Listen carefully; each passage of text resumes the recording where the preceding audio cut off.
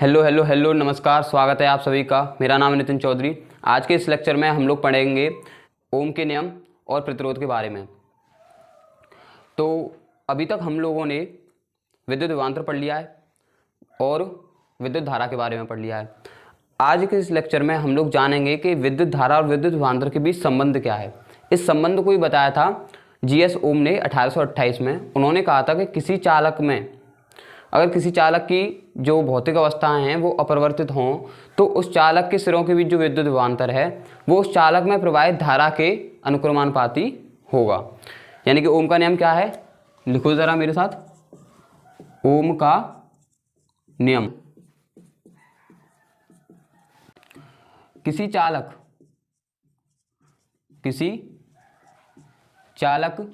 की भौतिक अवस्थाएं यदि किसी चालक की भौतिक अवस्थाएं अपरिवर्तित हों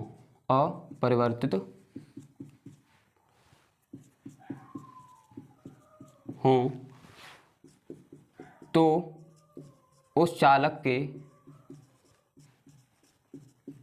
सिरों के बीच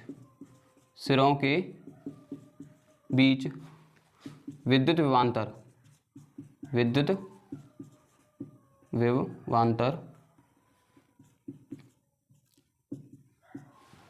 उस चालक के सिरों के बीच विद्युत विभवांतर उस चालक में प्रवाहित धारा के अनुक्रमानुपाती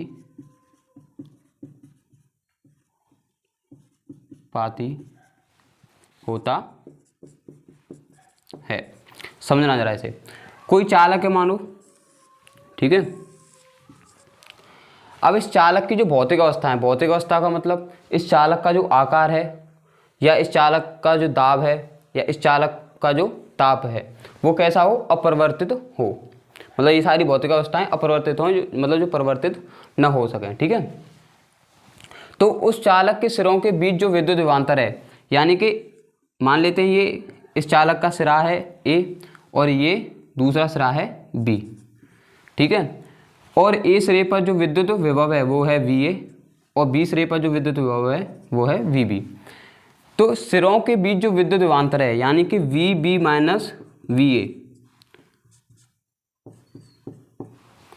सिरों के बीच जो विद्युत विभवांतर वी है यानी V B minus V A बराबर वी है, वो उस चालक में प्रवाहित धारा, मानो इस चालक में जो धारा जो प्रवाहित हो रही है वो क्या है, आई। तो इस धारा के क्या होगा, अनुक्रमानुपाती होगा, यानी कि V अनुक्रमानुपाती होगा I के। ये कहा था ओम ने। कोई चालक है, उसकी भौतिक अवस्थाएं क्या हैं, अपरिवर्तित हैं, ठीक है। अब उस चालक में जो विद्युत विभवांतर है, उस चालक के सिरों के बीच जो विद्युत विभवांतर है उसके अनुक्रमानुपाती है क्या, विद्युत धारा, ठीक है। तो V अनुक्रमानुपाती है I के, यानी कि इसका अर्थ क्या है, अनुक्रमानुपाती का अर्थ क्या है कि I को बदलने पर V भी बदलेगा। जब मैं I को बढ़ाऊंगा तो V बढ़ेगा और I को कम करने पर V भी कम होगा, ठीक है। अब जब ये अनुक्रमानुपाती चिन्ह हटेगा तो एक नेतांक आता है V बराबर आई आर, जहाँ R क्या है, एक नेतांक है, R एक नेतांक है, ठीक है। और इस R को ही क्या कहते हैं, R को ही हम लोग कहते हैं विद्युत प्रतिरोध। R क्या है, विद्युत प्रतिरोध। तो देखो V बराबर आई आर हो गया, I बराबर क्या हो जाएगा यहीं से V बट्टे R और R बराबर क्या हो जाएगा V बट्टे I, ठीक है। अनुक्रमानुपाती था, अनुक्रमानुपाती का मतलब था कि कोई एक चीज़ बढ़ रही है तो दूसरी चीज़ भी बढ़ेगी और अगर कोई एक चीज़ कम हो रही है तो दूसरी चीज़ भी कम होगी। अब जैसे कि यहाँ पर जो R है वो I के क्या है, व्युत्क्रमानुपाती है। व्युत्क्रमानुपाती का क्या मतलब होता है कि अगर R बढ़ रहा है तो I क्या होगा, कम होगा, और अगर R कम हो रहा है तो I क्या होगा, बढ़ेगा, ठीक है। तो ये तीन फॉर्मूले ध्यान रखने हैं तुम्हें, हैं तो ये एक ही, दो तो हमने बस एक से ही निकाले हैं। अब हम लोग बात कर लेते हैं कि कभी कभी आपने ये चीज़ देखी होगी कि आई जो है वो अनुक्रमानुपाती है वी के, ठीक है, आई क्या है, अनुक्रमानुपाती है वी के, ये चीज़ भी देखी होगी। तो इसका अर्थ क्या है कि v को बदलने पर i बदल रहा है, और यहाँ पर क्या था, i को बदलने पर v बदल रहा था। तो v को जब मैं बदलूंगा, मतलब v को जब मैं बढ़ाऊंगा, क्योंकि अनुक्रमानुपाती है तो v को बढ़ाने पर क्या होगा, i बढ़ेगा, और v को कम करने पर क्या होगा, i कम होगा। तो जब यहाँ से हम लोग अनुक्रमानुपाती चिन्ह हटाएंगे तो i बराबर आता है gv, जहाँ पर जो g है, g को हम लोग, g क्या है, नियतांक है, g क्या है, नियतांक, जिसको हम लोग क्या बोलते हैं, कंडक्टेंस बोलते हैं। अब हिंदी में इसका मुझे जो अर्थ है वो पता नहीं था, मिला नहीं है मुझे, ठीक है, आप लोग देख लेना कंडक्टेंस का हिंदी में अर्थ क्या होता है, हिंदी में से क्या कहते हैं। तो g क्या है, कंडक्टेंस है, और g बराबर क्या होता है, 1/r, यानी कि r था विद्युत प्रतिरोध, जो विद्युत धारा के बहाव का या प्रवाह का विरोध करता है, उसे विद्युत प्रतिरोध कहते हैं। और जी क्या है, कंडक्टेंस, यानी कि जो विद्युत धारा के प्रवाह का विरोध नहीं करता बल्कि उसे होने देता है, मतलब विद्युत धारा के प्रवाह में सहायता करता है, वो क्या है, कंडक्टेंस। तो जहाँ आर कम होगा वहाँ पर जी क्या होगा, ज़्यादा। तो कंडक्टेंस हमारे सिलेबस में नहीं है, ये हमें नहीं पढ़ना, हमें किसके बारे में पढ़ना है, प्रतिरोध के बारे में। तो ये चीज़ मैंने बता दी। बच्चे ज़्यादातर क्या होते हैं, इस चीज़ में कन्फ्यूज़ होते हैं कि अगर मैं आई को अनुक्रमानुपाती कर दूँ वी के तो क्या आएगा सर, ठीक है, वो चीज़ बताओ। तो वो जो नियतांक है वो जी आता है, और यहीं से ही जी की अगर हम वैल्यू रख दें तो आई बराबर 1/r गुणा वी हो जाएगा, ठीक है, जो कि वी बराबर आई आर ही होता है। तो ओम का नियम क्या है, वी बराबर आई आर, वी बराबर आई आर, ठीक है। तो अब हम लोग समझेंगे कि जो वी और आई का जो संबंध है, यानी वी जो है अनुक्रमानुपाती है आई के, ये है कैसे, क्योंकि हमने जो पढ़ा है, जो विद्युत विभवांतर जो हमने पढ़ा है, उसमें तो हमने देखा था कि जो विद्युत विभवांतर है वो किसके द्वारा उत्पन्न होता था, बैटरी के द्वारा। किसके द्वारा उत्पन्न होता था, बैटरी के द्वारा। अब जो बैटरी का विद्युत विभवांतर है वो तो नियत रहता है, बदलता नहीं है, ठीक है। मान लो तुम बाजार से 2 वोल्ट की बैटरी लेकर आए, तो ये थोड़ा ना कि उसको विद्युत परपथ में लगाते ही 2 वोल्ट की बैटरी 4 वोल्ट में बदल जाए या 6 वोल्ट में बदल जाए, ठीक है, विद्युत विभवांतर तो बदलता नहीं है बैटरी का। तो यहाँ पर धारा को बदलने से कैसे विद्युत विभवांतर बदल रहा है, कैसे, ठीक है, ये तो चलो हमें समझ में भी आती है कि विद्युत विभवांतर को बदलने से धारा बदलती है। मैं 2 वोल्ट की बैटरी लेकर आया, उससे मान लो x विद्युत धारा, x एम्पियर विद्युत धारा बन रही थी। अब मैं 4 वोल्ट की बैटरी लेकर आया, तो उससे जाहिर सी बात है, अगर मैंने विद्युत विभवांतर बढ़ाया है तो विद्युत धारा भी क्या हो जाएगी, बढ़ जाएगी। तो विद्युत धारा कितनी बनेगी, 2x एम्पियर बनेगी। ये तो हमारे समझ में आती है चीज़, लेकिन ये कैसे, ये विद्युत विभवांतर कैसे चेंज हो रहा है, इसको समझाइए हमें। तो इस पर हम लोग बात करेंगे, ये चीज़ आप उतार लीजिए, ठीक है। तो इसको हम लोग देखने वाले हैं कि V कैसे अनुक्रमानुपाती है I के।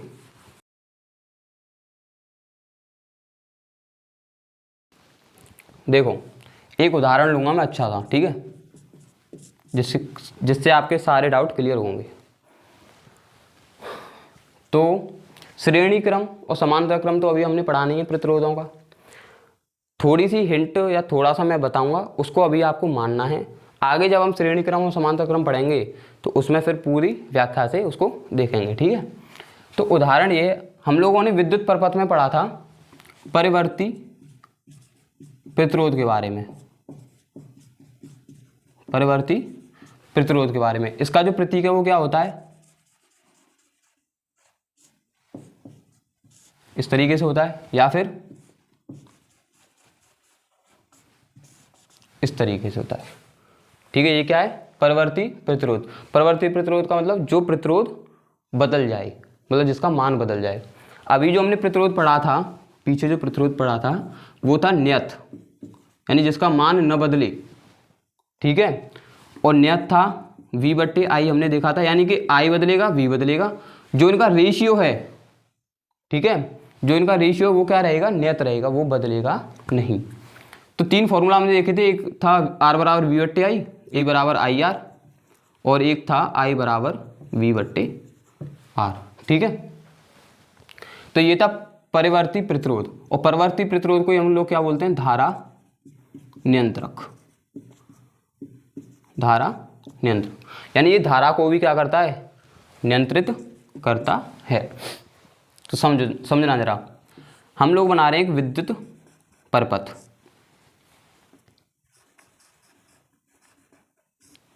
जहां पर ये जो प्रतिरोध है ये परिवर्ती प्रतिरोध है, और ये लगा दी हमने बैटरी, ठीक है। ये जो प्रतिरोध है ये नियत प्रतिरोध है, मतलब ये बदलेगा नहीं, ये परिवर्ती प्रतिरोध नहीं है। तो इसका मान है 2 ओम, मान के चलते हैं इसका जो मान है वो कितना है, 2 ओम, और इसका मान ले लेते हैं हम R, ठीक है। और इस विद्युत परपथ में जो धारा प्रवाहित हो रही है वो कितनी है, वो है I, और ये जो बैटरी है ये है 21 वोल्ट की, ठीक है। इतनी चीज़ समझ में आई। अच्छा, अब देखना जरा, अब R का मान हम लोग लेते हैं 1 ओम। R का मान कितना ले लिया, 1 ओम। तो इसके अंदर जो धारा प्रवाहित होगी वो कितनी होगी, तो I बराबर क्या होता है, V/R, ठीक है। यहाँ पर जो R है ये है तुल्य प्रतिरोध, मतलब जो पूरे परपथ में जो तुल्य प्रतिरोध है, यानी कि जो पूरा परपथ का प्रतिरोध है वो है यहाँ पर R, ठीक है। ध्यान रखना ये तुल्य प्रतिरोध ही है, R बराबर क्या है, तुल्य प्रतिरोध, ठीक। तो श्रेणी क्रम पढ़ा नहीं है, लेकिन अभी ये मान के चलना कि ये दोनों किसमें है, श्रेणी क्रम में है। किसमें है, ये दोनों श्रेणी क्रम में। और श्रेणी क्रम में जो तुल्य प्रतिरोध निकालते हैं वो कुछ इस तरीके से होता है, Req बराबर R प्लस 2 ओम, कितना हो जाएगा, R की वैल्यू क्या थी, 1 प्लस 2 यानी कि 3 ओम, ठीक है। इस तरीके से श्रेणी क्रम में निकालते हैं। तो तुल्य प्रतिरोध कितना आ गया, 3 ओम आ गया, ठीक है। और जो वोल्टेज है जो V है वो कितना है, पूरे विद्युत परपथ में जो कुल विद्युत विभवांतर है वो V का मान है। तो V बराबर कितना दे रखा है हमें, 21 वोल्ट। तो I कितनी निकलेगी इधर से, 21/3 यानी कि 7 एम्पियर। तो I कितनी आ रही है, 7 एम्पियर, यानी कि इस विद्युत परपथ में जो विद्युत धारा प्रवाहित हो रही है वो कितनी है, 7 एम्पियर। जब हमने इस परिवर्ती प्रतिरोध का जो मान है वो 1 ओम लिया है तब, ठीक है। अब मान लेते हैं R की वैल्यू हम लेते हैं 5 ओम। कितनी ले रहे हैं, अब हमने R की वैल्यू कितनी ली, R का मान कितना ले लिया, 5 ओम। तो अब धारा कितनी प्रवाहित होगी इस विद्युत परपथ के अंदर, तो विद्युत विभवांतर तो 21 वोल्ट ही है। तुल्य प्रतिरोध अब की बार बदल जाएगा, तुल्य प्रतिरोध कितना हो जाएगा, R प्लस 2, R कितना है 5 प्लस 2 बराबर 7 ओम, ठीक। ये तो नियत है, ये तो बदलेगा नहीं। तो कितना हो गया, 7। तो धारा कितनी प्रवाहित हो रही है इसके अंदर, 3 एम्पियर। तो धारा नियंत्रक क्यों कहते थे, देखो इसने धारा को भी नियंत्रित किया है। पहले 7 एम्पियर थी, अब 3 एम्पियर, यानी कि मैंने प्रतिरोध बढ़ाया है। R की वैल्यू पहले 1 ओम थी, 5 ओम कर दी, तो प्रतिरोध बढ़ा। प्रतिरोध बढ़ने से धारा क्या हो गई, कम हो गई। क्यों, क्योंकि ये एक दूसरे के क्या होते हैं, व्युत्क्रमानुपाती। प्रतिरोध बढ़ाऊंगा धारा कम होगी, प्रतिरोध घटाऊंगा धारा बढ़ेगी। तो धारा नियंत्रक इसीलिए इसे कहते हैं। अच्छा, अब 3 एम्पियर धारा प्रवाहित हो रही है। तो अब देखना जरा, इस प्रतिरोध पर ध्यान देना है अब हमें, ठीक है। तो देखो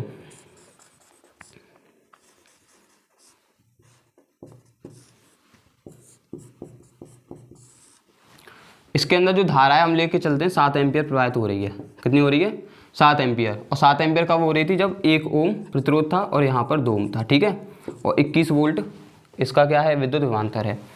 अब हम इस प्रतिरोध पर विद्युत विभवांतर चेक करेंगे। इस प्रतिरोध पर क्या करेंगे, विद्युत विभवांतर, इन दोनों बिंदुओं के बीच में विद्युत विभवांतर चेक करेंगे क्या हुआ। तो इस प्रतिरोध का जो R है वो कितना है, 2 ओम है। I कितनी प्रवाहित हो रही है, 7 एम्पियर। अब देखना ये श्रेणी क्रम में है, तो जो इस वाले प्रतिरोध में जो धारा प्रवाहित होगी वही धारा इस प्रतिरोध में प्रवाहित होगी। तो 7 एम्पियर धारा प्रवाहित हो रही है, प्रतिरोध कितना है, 2 ओम है। तो विद्युत विभवांतर कितना निकल के आएगा, यहाँ का मान लो इसे मैं ले रहा हूँ VA मान रहा हूँ, ठीक है। तो VA कितना निकल के आएगा, इस फॉर्मूला से देखो, आई कितनी है 7 गुणा 2, 14 वोल्ट। ठीक, जब धारा कितनी थी, आई बराबर था 7 एम्पियर। तो इस प्रतिरोध पर जो विद्युत विभवांतर था वो कितना था, 14 वोल्ट। अच्छा, अब मैं धारा ले रहा हूँ कितनी, 3 एम्पियर। धारा कितनी ले ली मैंने, 3 एम्पियर। तो इस पर जो विद्युत विभवांतर है वो कितना आएगा अब, 3 गुणा 2 यानी कि 6 वोल्ट। तो क्या हुआ ये कि धारा को बदलने से प्रतिरोध भी क्या हो गया, बदल गया। किस पर, सॉरी, विद्युत विभवांतर भी क्या हो गया, बदल गया। किस पर, इस प्रतिरोध पर। पहले धारा ज़्यादा थी, विद्युत विभवांतर भी ज़्यादा था। धारा कम हुई, विद्युत विभवांतर भी क्या हो गया, कम हो गया। तो आई बात समझ में। यानी कि जो ओम का नियम था, जो ओम कहता है कि V जो है अनुक्रमानुपाती है I के, या फिर I जो है अनुक्रमानुपाती है V के, दोनों ही बात सत्य हैं। I को बदलेंगे तो V बदल रहा है, I को बदल रहे हैं तो V बदल रहा है। और I यहाँ पर क्यों बदल रहा है, क्योंकि प्रतिरोध को बदल रहे। और ये तो हमारे सीधे सीधे समझ में भी आती है कि जब हम विद्युत विभवांतर यानी कि बैटरी जब ज़्यादा वोल्टेज की लाएंगे तो करंट भी ज़्यादा प्रवाहित होगा, और बैटरी कम वोल्टेज की होगी तो करंट भी कम प्रवाहित होगा। तो ये चीज़ समझ में आई होगी। अब हम लोग पढ़ने वाले हैं प्रतिरोध के बारे में थोड़ा सा और आगे, तो इस चीज़ को उतार लीजिए, ठीक है। तो अब हम लोग देखेंगे प्रतिरोध।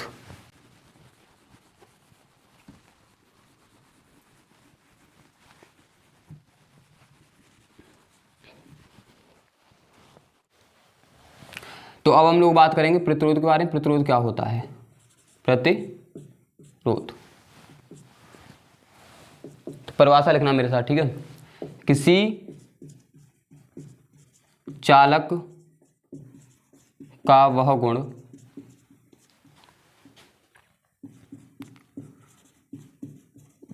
जिसके कारण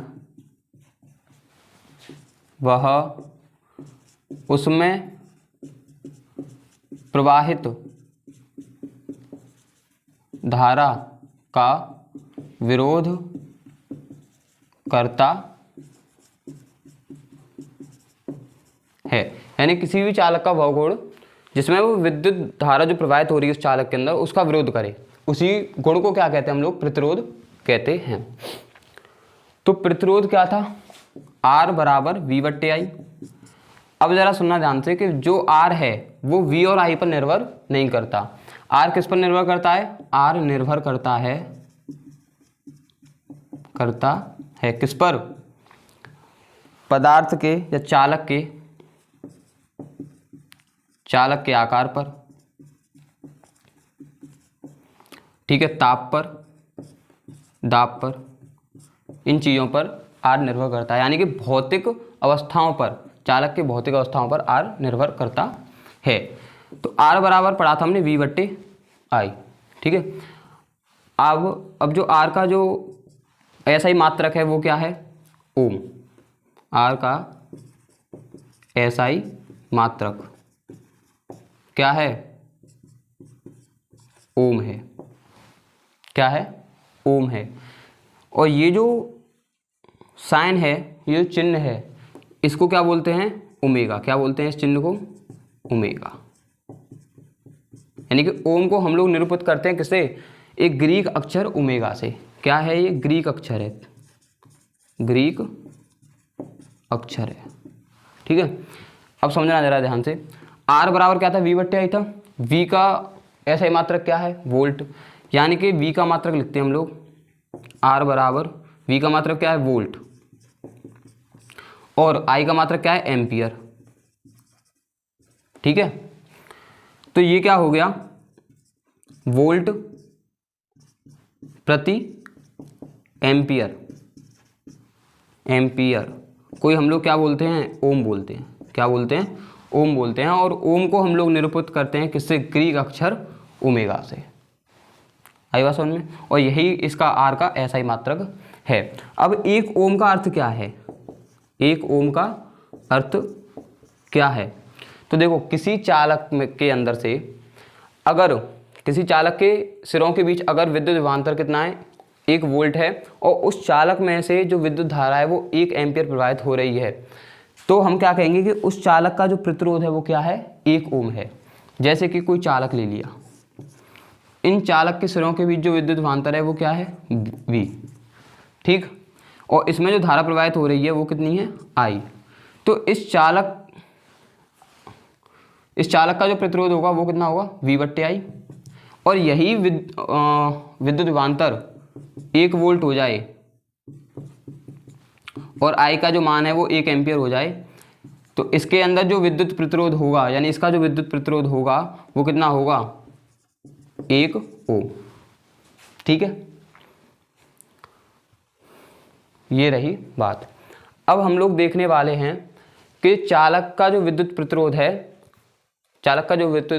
है वो किन किन बातों पर निर्भर करता है, ठीक है।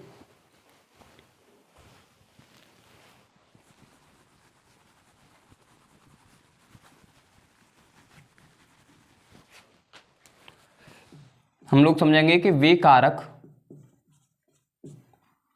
जिन पर विद्युत प्रतिरोध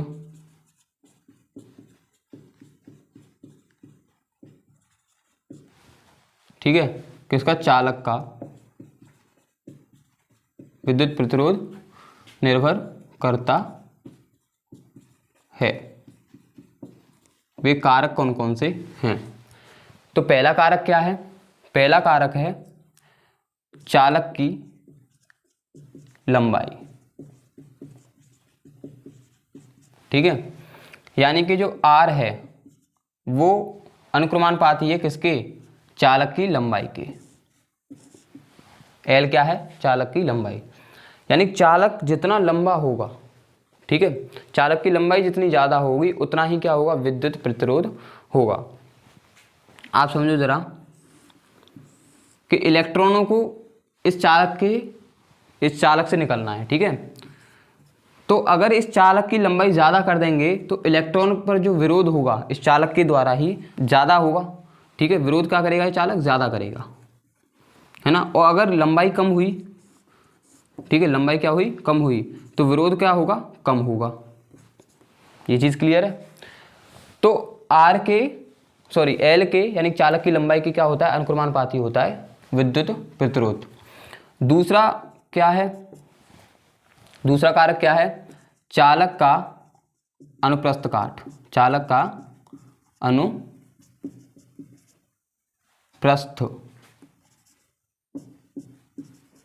काट का क्षेत्रफल,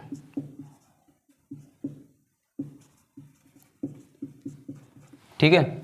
चालक के अनुप्रस्थ काट का क्षेत्रफल।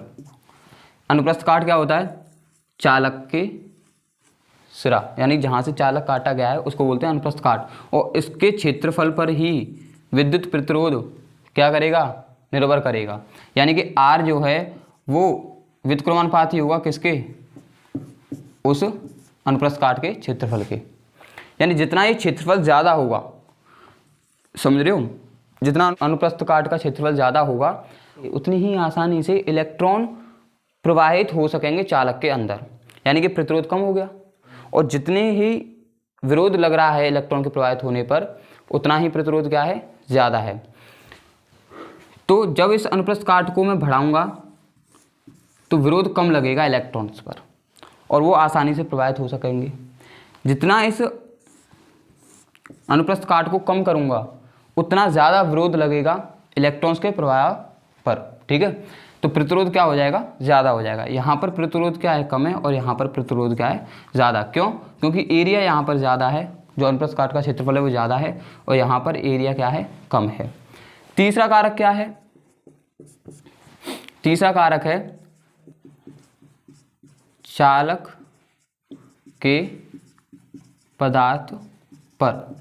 यानी कि जो विद्युत प्रतिरोध है चालक का वो किस पर निर्भर करता है, चालक के पदार्थ पर। चालक किस पदार्थ से बना हुआ है, कॉपर से बना है, लोहे से बना है, ठीक है, या सिल्वर चांदी से बना हुआ है, या फिर सोने का बना हुआ है चालक, ठीक है। इस बात पर भी निर्भर करता है।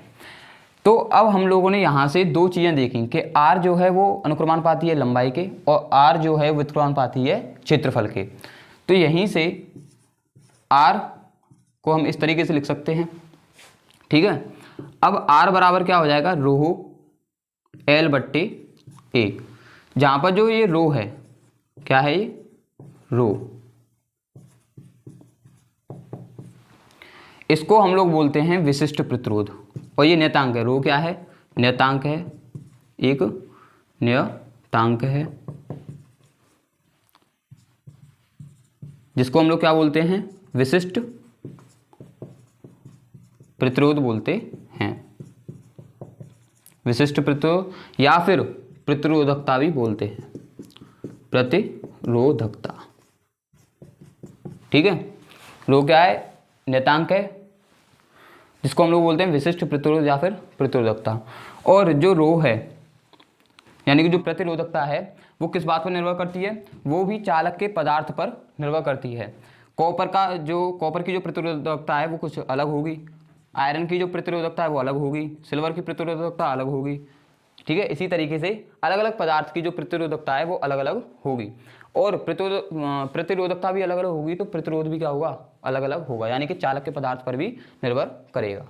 ठीक है, अब मान लो चालक की लंबाई कितनी ले ली, 1 मीटर, और जो अनुप्रस्थ काट का क्षेत्रफल है वो कितना ले लिया, 1 मीटर, 1 वर्ग मीटर। ठीक है, क्षेत्रफल 1 वर्ग मीटर ले लिया, तो जो प्रतिरोध निकलेगा वो प्रतिरोधकता के बराबर ही होगा, यानी R बराबर क्या होगा, रो। ठीक है, अब देखो ये जो फॉर्मूला है इसको जरा ध्यान रखना, R बराबर रो L बट्टे A, यहाँ पर L और A पर R निर्भर कर रहा है, L को बढ़ाएंगे R बढ़ेगा, A को बढ़ाएंगे R घटेगा। ठीक है, यहीं इसी फॉर्मूले से जो रो है यानी जो प्रतिरोधकता है वो कितनी निकल के आती है, R A बट्टे L, रो बराबर R A बट्टे L। और जो रो है यानी जो प्रतिरोधकता है वो A और L पर निर्भर नहीं करती, A और L पर निर्भर नहीं करती है। ठीक है, वो किस पर निर्भर करती है, सिर्फ चालक के पदार्थ पर, प्रतिरोधकता चालक के पदार्थ पर निर्भर करती है, और जो विद्युत प्रतिरोध है वो इन तीनों कारकों पर निर्भर करता है। ठीक है, अच्छा, जो इसका ऐसा ही मात्रक है प्रतिरोधकता का वो है ओम मीटर, क्या है, ओम मीटर। रो बराबर क्या है, R A बट्टे L। अब A को मैं ले लेता हूँ 1 मीटर स्क्वायर और L को ले लेता हूँ 1 मीटर। ठीक है, तो जो रो है वो किसके बराबर आ जाएगी, R के, यानी रो बराबर क्या हो जाएगा, R, यानी जितना उस चालक का प्रतिरोध होगा उतनी ही उस चालक की क्या होगी, प्रतिरोधकता होगी, अगर हम उस चालक के अनुप्रस्थ काट का क्षेत्रफल 1 मीटर स्क्वायर और उस चालक की लंबाई 1 मीटर ले लें तो।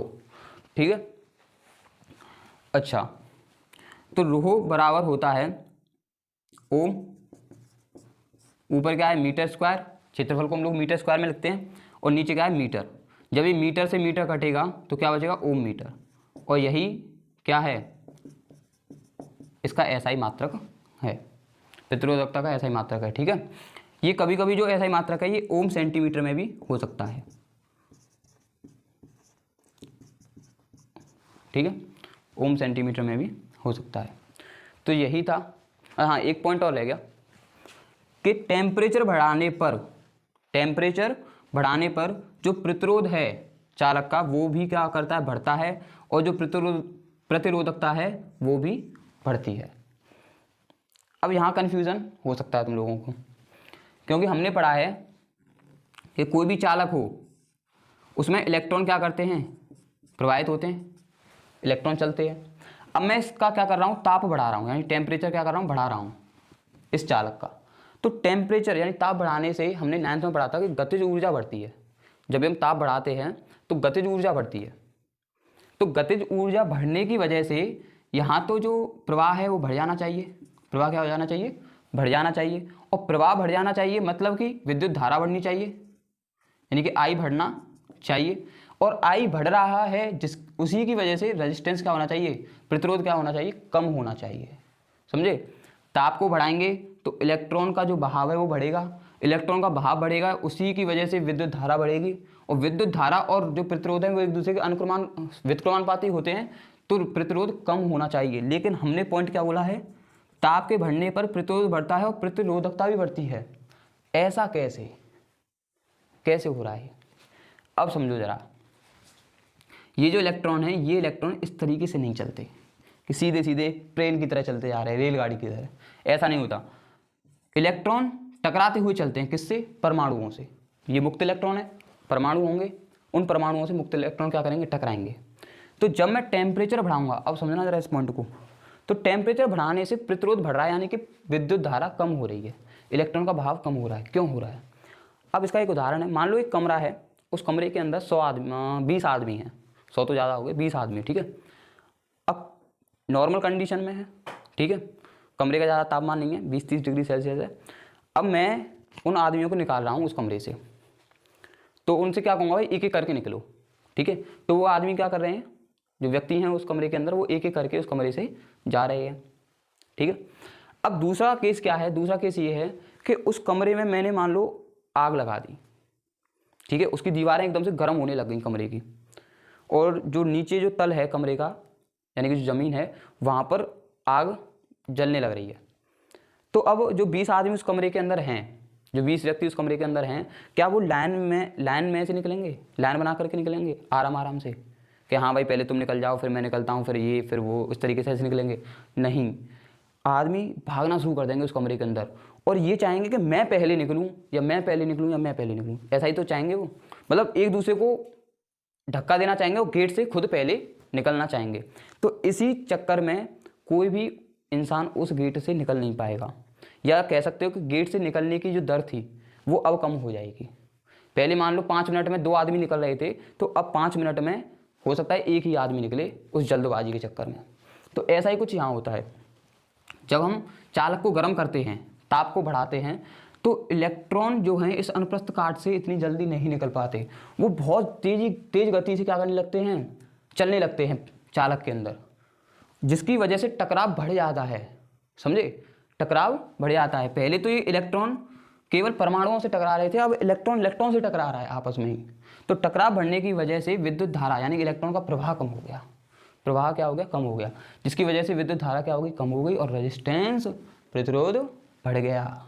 और प्रतिरोध और प्रतिरोधकता एक दूसरे के अनुक्रमानुपाती होते हैं, इसीलिए प्रतिरोधकता भी बढ़ गई। ये पॉइंट था। तो मैं आशा करता हूँ कि आपको प्रतिरोध और ओम का नियम समझ में आया होगा। तो इसी वीडियो को यहीं विराम देते हैं, फिर मिलेंगे। तब तक के लिए पढ़ते रहिए, मुस्कुराते रहिए और मचाते रहिए। धन्यवाद।